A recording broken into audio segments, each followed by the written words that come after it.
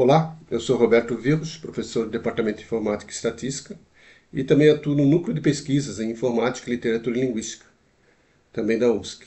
E atuo no projeto Conectando Culturas, como bolsista de extensão, atuando no desenvolvimento do sistema web que suporta o dicionário Debellini, o dicionário bibliográfico da literatura italiana traduzida no Brasil. Fui convidado para esse projeto principalmente devido à minha experiência prévia no desenvolvimento de um sistema web similar, a Biblioteca Digital de Literatura de Países Lusófonos, que a gente vem desenvolvendo desde 2002. Trata-se de um banco de dados da literatura de países lusófonos, incluindo dados sobre escritores, obras e editores e assim por diante. Ela é considerada hoje uma das maiores bibliotecas digitais de literatura brasileira do Brasil, composta aí de mais de 80 mil documentos cadastrados e quase 24 mil escritores, incluindo aí os tradutores da literatura italiana. O sistema foi desenvolvido de maneira a oferecer diferentes visões desse banco de dados. A gente já criou dois sistemas que apresentam diferentes visões. A primeira é o Portal Catarina, que oferece ao usuário um portal onde o usuário tem acesso a dados sobre escritores catarinenses e suas obras. Outro exemplo é o Portal Digital da Literatura Maranhense, onde a gente tem um projeto de cooperação com a Universidade do Maranhão, e esse sistema oferece essa visão de escritores maranhenses e suas obras. E a Debellini, de fato, é uma terceira visão do nosso banco de dados. Mas como nós chegamos a essa versão atual do Debellini? Nós partimos pela importação do banco de dados da antiga versão do Dicionário Bibliográfico de Literatura Italiana traduzido no Brasil.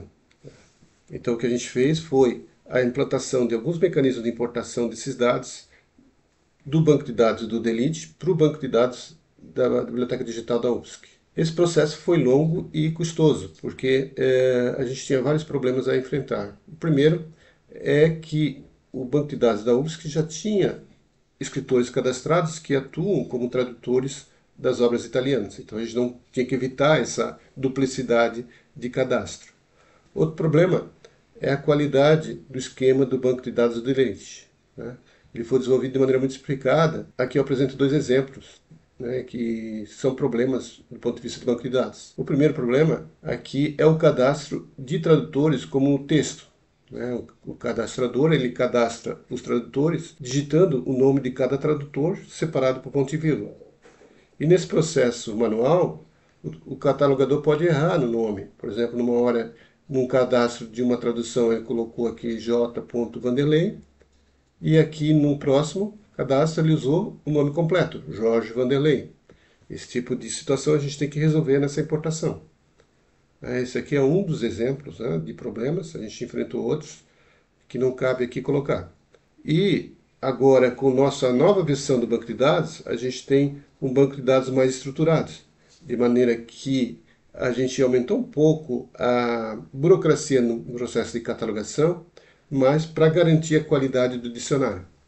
No sentido que agora é necessário inicialmente cadastrar os escritores e tradutores individualmente, e depois cadastrar as traduções ou as obras. E no processo de cadastro de obras, a gente busca no banco de dados os tradutores ou os autores dessas obras. Nessa migração, a gente também teve que fazer algumas mudanças no esquema do banco de dados da BD UFSC. Em particular, a gente tinha alguns requisitos do Debellini que a gente não suportava na nossa biblioteca digital, incluindo a ideia de tradução. A gente tinha a possibilidade de cadastrar traduções, mas era muito limitada. Então a gente teve que modificar o esquema do banco de dados para prover essa ideia, né, de que uma obra ela pode ter uma tradução, e a gente tem, por um lado, um escritor da obra e, no outro lado, os tradutores da obra traduzida. Além disso, a gente possibilitou o cadastro de paratextos. Paratextos podem ocorrer tanto em obras traduzidas como originais. E, finalmente, a gente tem agora a possibilidade de cadastrar organizadores das obras, tanto obras originais como traduzidas. Além disso, a gente vem desenvolvendo diversas funcionalidades para a Debellini. Uma das primeiras foi o suporte à apresentação de dados estatísticos sobre escritores e autores.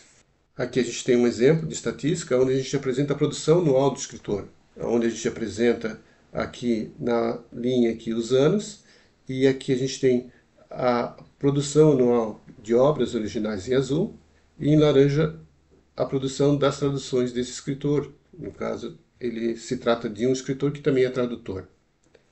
Aqui a gente tem outro exemplo de estatística que a gente desenvolveu, que é o percentual de gêneros das obras desse escritor ou tradutor.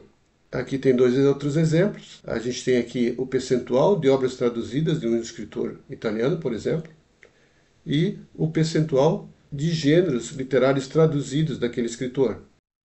Outra funcionalidade que a gente está implementando é a possibilidade do usuário do site fazer análises estatísticas sobre os dados oferecidos pela DBLead. A gente já desenvolveu duas formas de análise, né?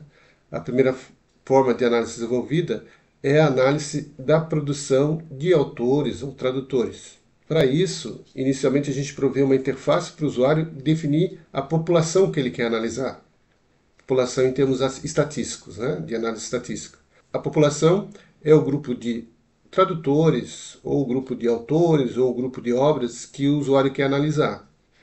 Para delimitar essa população, a gente oferece uma interface de filtragem, onde o usuário vai definir os parâmetros de filtragem. Por exemplo, ele pode delimitar obras do gênero romance, ou obras de certo autor, ou obras traduzidas por certo tradutor, e assim por diante. Tem diversos tipos de filtros permitindo personalizar a população de diversas formas. Personalizada essa população, o sistema permite gerar um gráfico da produção dessa população.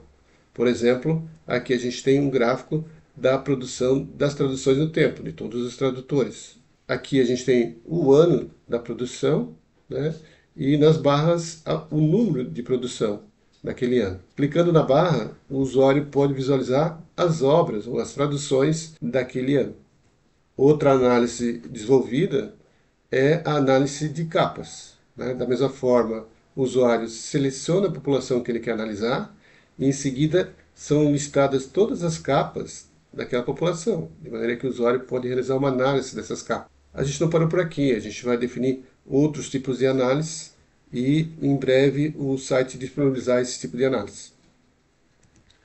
Então, a apresentação foi essa, muito obrigado e qualquer dúvida pode me contactar.